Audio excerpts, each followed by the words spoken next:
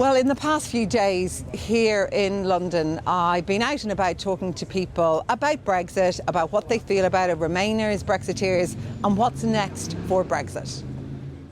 Big Ben last bonged in 2017, a year after Britain voted to leave the EU. Renovation work is currently ongoing on the iconic clock and symbol of Britain. Brexit is also a work in progress, one without a clear end in sight. In the lead-up to tonight's crucial vote in the House of Commons, the question of the hour is, what next for Brexit? Sunday morning in Luton, and the town is waking up to the 933rd morning since the United Kingdom voted to leave the EU. 56% of Luton's referendum voters opted for Brexit. Which is quite funny really here, because we're standing outside in front of the council building today that doesn't have enough funding for this town anyway, and this town is in absolute dire straits, and it has a lot of European funding. Once that goes, I don't even know what's going to happen. Have a look around here, man. Does this look like the kind of place that could do with that a little bit less funding? I think that the general public probably doesn't understand 100% what's going on. I don't understand 100% of what's going on, and I feel like it's hard to understand what's going on, even for people who, you know, read the news or understand a bit of politics. Monday morning in London, the meaningful vote on Theresa May's proposed deal nears, and the consensus in the air is her deal will not pass the Commons. Sounds from the Labour Party are that a vote of no confidence in the government will then be tabled by Jeremy Corbyn.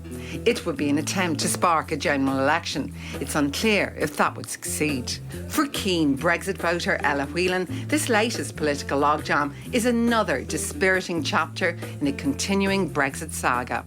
Have you got any regrets since it all began? Like, along the way, have you said, oh, I wish I had voted to remain? Well, I regret what has happened to Brexit in 2.5 years or wherever we are now since the vote. It's become a total sham. It's become a real mess. I'm, wake up trying not to feel depressed about it. But my resolve in that initial vote hasn't changed. So what now, though?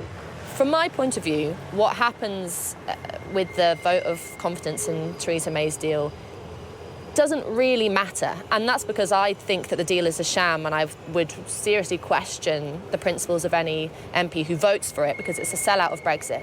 But I think more importantly, whether we go now to a second referendum, a no deal, going back to the EU to negotiate, Canada plus Norway, all these things, these different options, I think this discussion has become about more than Brexit. It's about British democracy at its core. Oscar Rickett is a Remainer. Like Ella, he's disappointed at the increasing divide opened up in British politics since the Brexit referendum. It's profound. It's really divisive. You've got men in yellow jackets like wandering around Westminster attacking MPs and journalists. You've got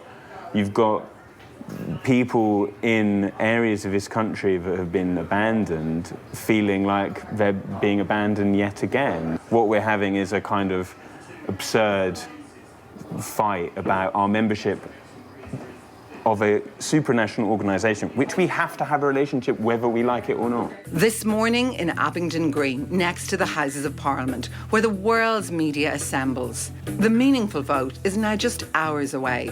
The consensus remains that Theresa May's deal will be defeated.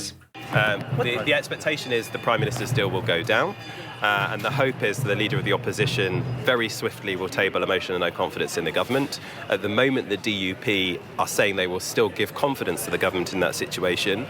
So if we are unsuccessful with that motion when it goes to a vote, under the Labour Party's motion that was passed at its conference, we should move forward to having a people's vote on this, and I would hope that happens by the end of the week.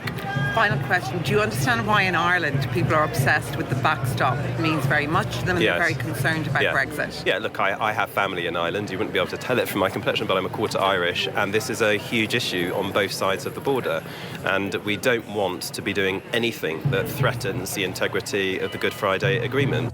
What next for Brexit? Nobody knows for sure. Will it be Theresa May's deal? Or how about a second referendum on the Brexit decision itself? What are the chances of a second referendum? Well, the chances are mounting. There's no question about that. And the number of Tory MPs who say they will back a second referendum has been rising steadily. About 3 months ago, it was a mere handful. Possibly you could say it's 20 now, or have been open to the idea. There is in the back of a lot of people's minds a verdict of a senior European legal figure that Britain needs a second referendum, the way a man who's had a heart attack needs a second heart attack. And it would most likely be even more horrible and divisive than the previous referendum.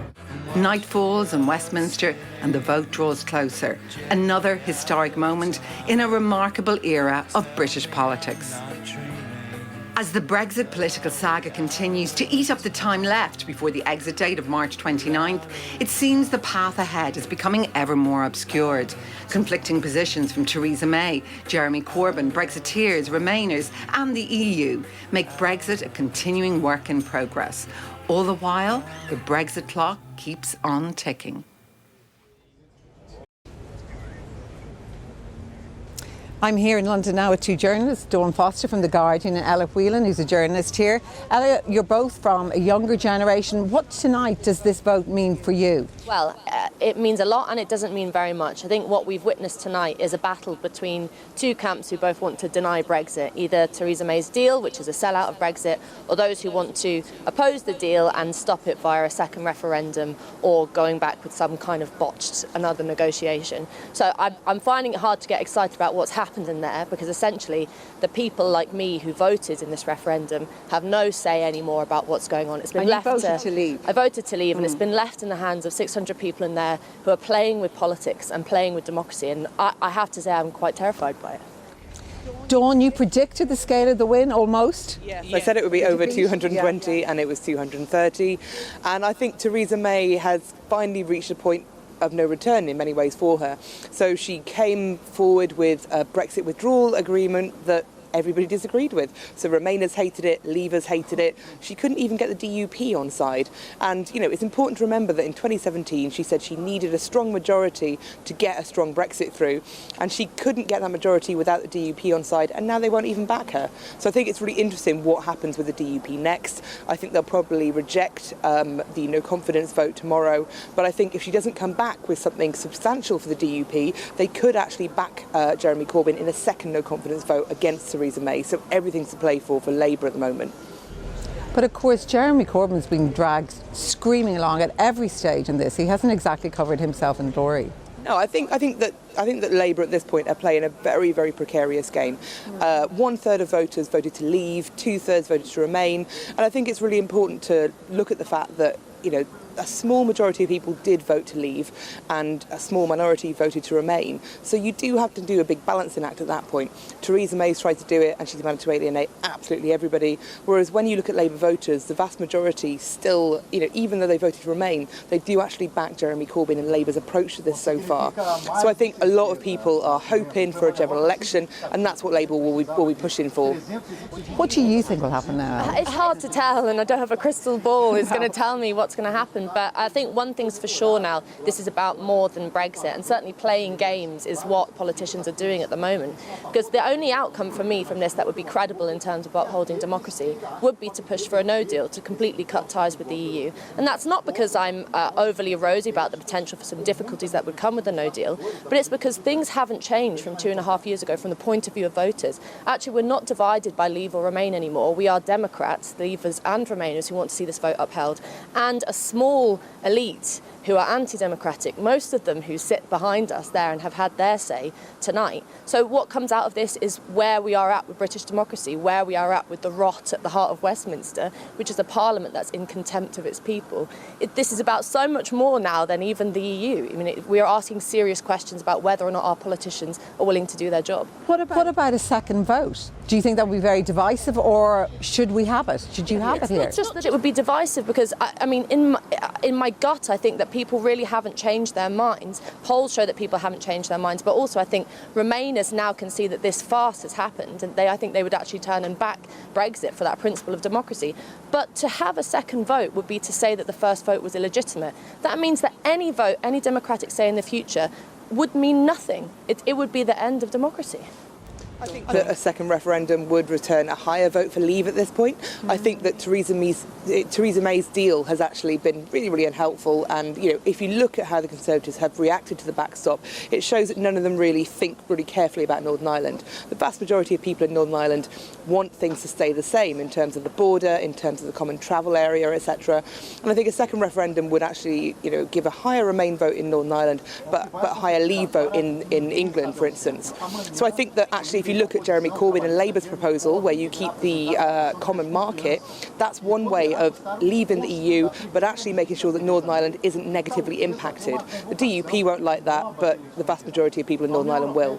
The interesting thing, though, is earlier I was talking to Marcus Fish, the Tory MP, and he was actually more or less admitting that they hadn't really thought about Ireland or Northern Ireland when they brought this Brexit vote up. No, absolutely. I remember the day after the 2017 general election, multiple journalists came up to me and said, I guess we have to look up the DUP now.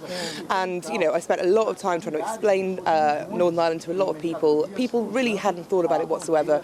I spoke to a Conservative special advisor and asked him what preparations he'd done in case of a no deal, and he said none whatsoever in terms of the Irish border.